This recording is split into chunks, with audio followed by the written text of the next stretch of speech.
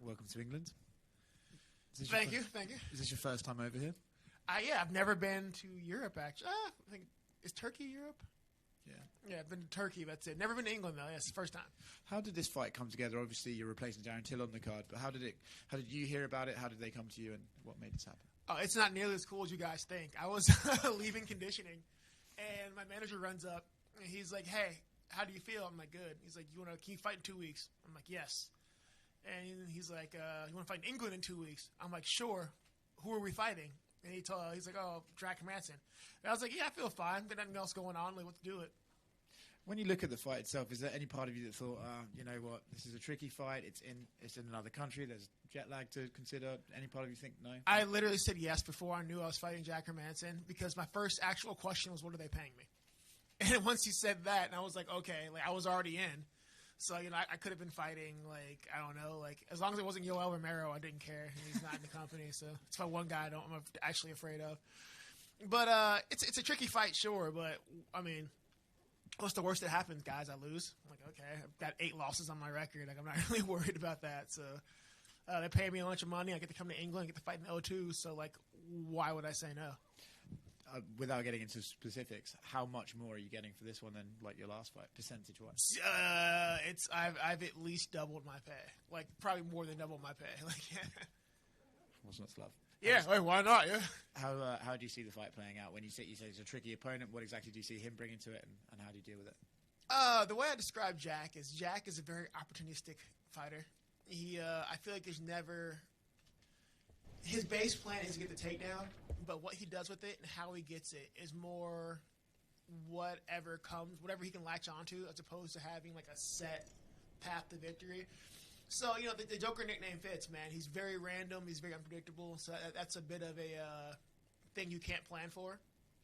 But at the end of the day, it's kind of lucky because my game plan is always pretty easy and straightforward. Keep punching you until I win or until the bell rings. So, solid plan. Yeah, what else am I going to do? I'm just going to keep punching him and just try to hit him. Thank you. Chris.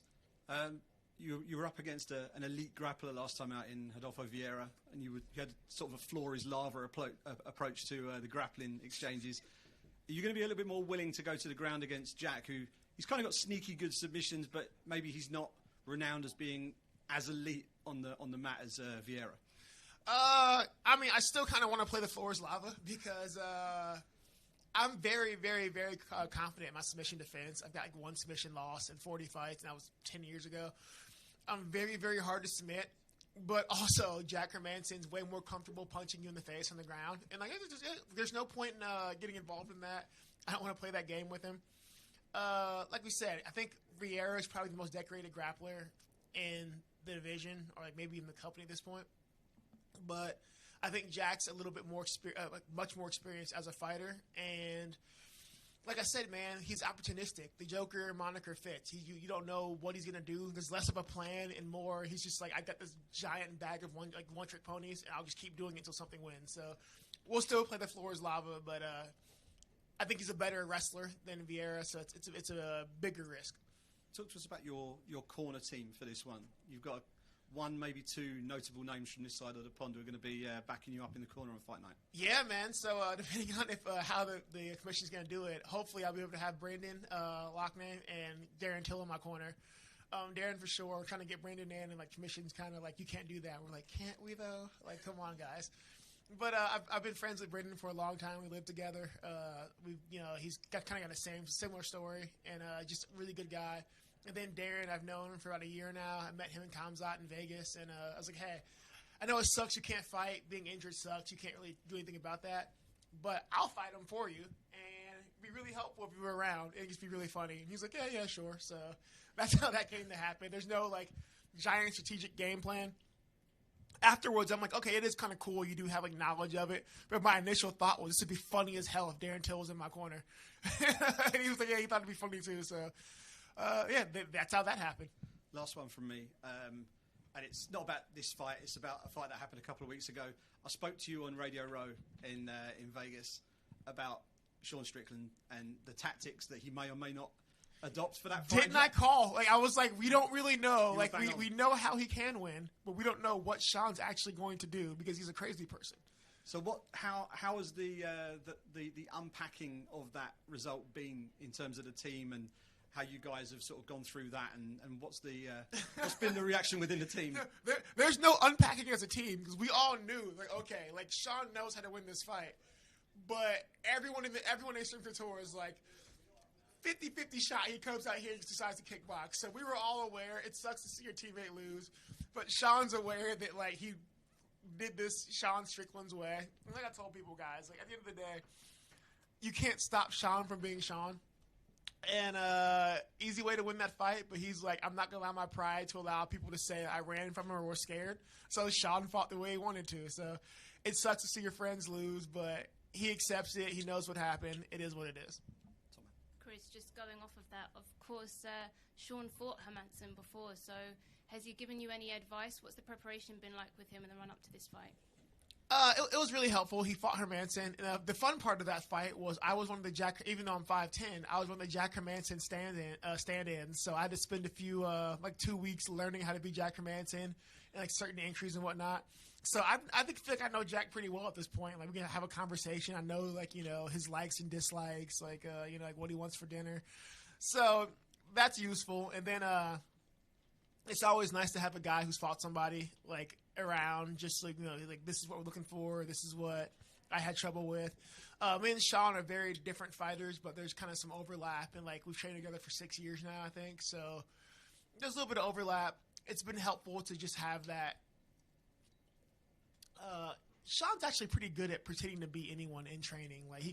He's very malleable style wise. So it's just been really good for me, really good for my mental. And we had 2 weeks to prepare against the guy who fought him. So if there's a best case scenario, that's probably it.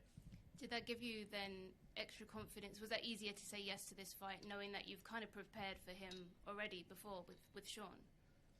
I hadn't even thought. So here's the thing, guys. Especially around 12 o'clock p.m., I'm mostly useless to people. It's my siesta time. I have to nap. So when I took the fight, I hadn't even thought about holy hell, I've been Jack Hermansson for months before, whatever. Hadn't even occurred to me until later that night. I was oh, I've been I went back to watch a video, and I'm oh yeah, I've been Jack. So somehow I forgot all of that initially until later that night, and I was oh, I did prepare for this. So I don't know, man. It's a fight. I don't think I really need that much confidence from the outside to do it. It's a fight. I'm not afraid to fight. I like fighting. There's no fear. I've got 8 losses on my records. There's no fear of losing. I've lost before. I'll probably lose again before it's all said and done. So you don't really have to hold my hand to get me to fight. I just like fighting. And Hermansson has been or was training with Khamzat Chimaev in the run-up to this fight. Do you pay much attention to that? Do you read into that at all? No.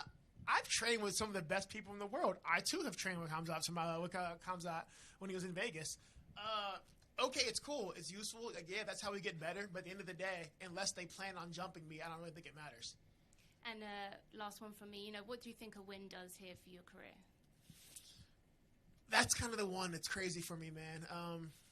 I haven't really thought. I've tried to avoid thinking about what comes next after this. But it's weird because people have pointed out, hey, if you win this fight, you can be 1 or 2 fights away from a title shot. And that's just something I've never actually thought about. I've never once thought about it. It's never crossed my mind. I've never given myself the leeway to dream that far ahead. You dream a step at a time. So that's kind of interesting, man. I don't know. A win now puts me...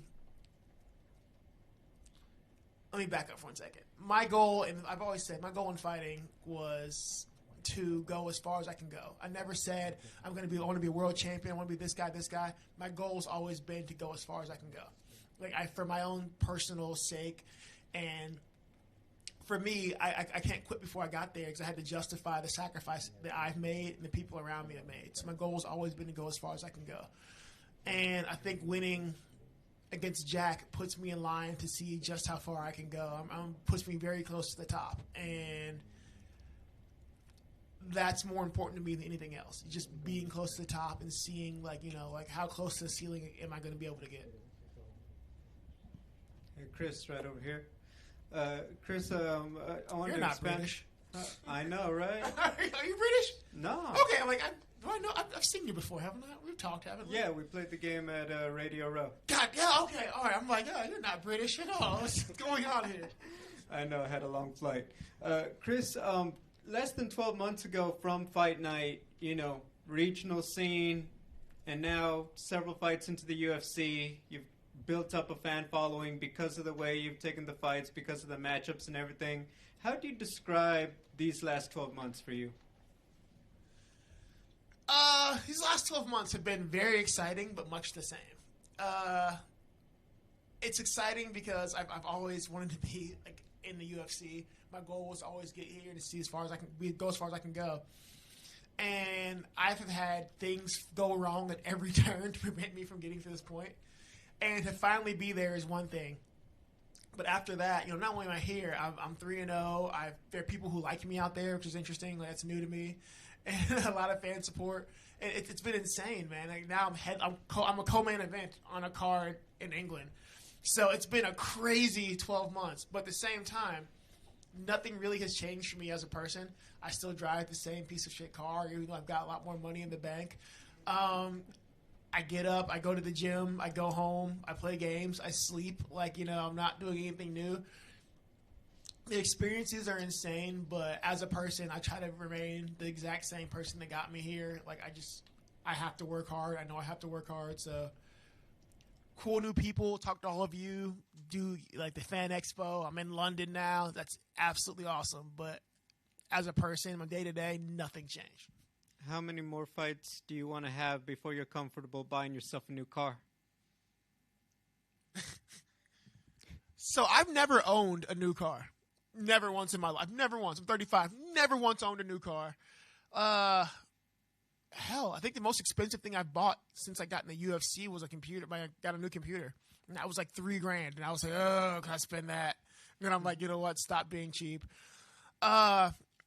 I don't know, man. I don't know. Maybe give me $500,000 in the bank and I'll buy a car. But I have to buy it and pay for it all out because I don't like having I do not like having payments on things. I hate having payments on things. It's 2022. When you're fighting for the last 10 years, it's a cash only enterprise now. I don't really do credit anymore. It's a cash only thing. We killed our credit years ago, so we're fixing that. So I will buy flat out a car when I have $500,000 in the bank. Until then, I'll drive mine until it explodes. Finally, I did want to ask if you could expand on reaching out to Darren Till. When the fight was announced, you did acknowledge on Twitter that, hey, maybe some of the English fans might be a little disappointed he wasn't going to be here on Saturday to fight. So can you just talk about reaching out to him and just how his reaction was to everything? Yeah, man. Darren gets a lot of – I'm over here breaking shit. I'm sorry. Darren gets a lot of shit from the fans for this one. But, the guys – training with him, he works hard. He genuinely does work hard. He cares about what he does. And when you work hard, you're going to get hurt. It happens. And then some people, it's a fight game. I always use Shogun, for example. $1 million talent, Shogun, but dollar store knees. This dude can't save his knees, and he can't not hurt himself to save his life. So Darren's one of those guys, really talented, hard worker, but his body just hates him when it comes to doing certain things. He's gotten a lot of shit for this one, and I know the fans are really excited to see him fight at home.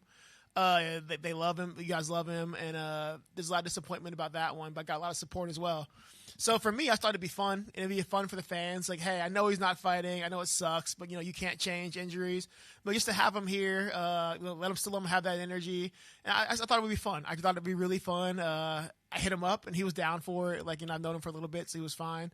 So just why not? People take fighting's a very serious business, but it doesn't have to be serious all the time. You can just do shit for fun. And I think this is just fun.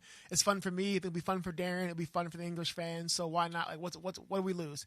It's either, I can Darren in my corner, or I can spend another $1,500 to fly somebody out from Vegas. And I'm like, all right, let's just use Darren.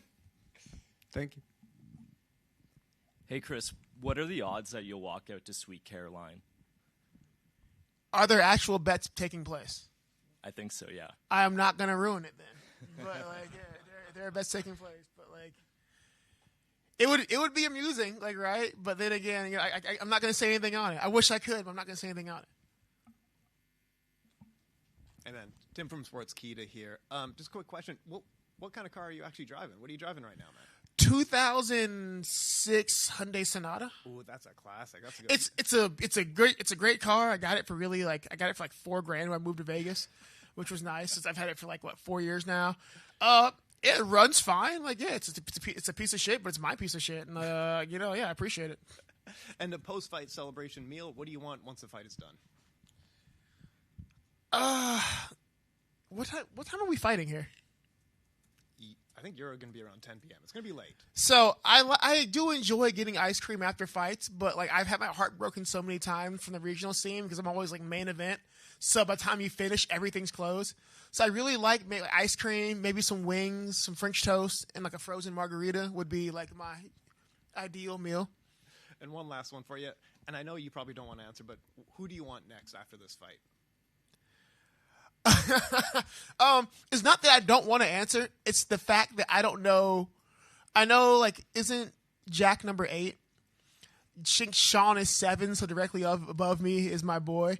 And up above that, I don't really know who else is in this division where. I don't keep track because until this point, it was never a thing I was worried about. I was kind of okay, who can I snipe from the top 15? And winning this fight puts me in the top 10. I'm holy hell, what do I do? So we got to get some reevaluation. My manager Lance is back there. This is a Lance question. Who do we fight, Lance? Yeah, Lance is keeping it close to the chest. So yeah, we don't know. I have no idea yet. Yeah, I'll tell you guys on Sunday. Thanks so much.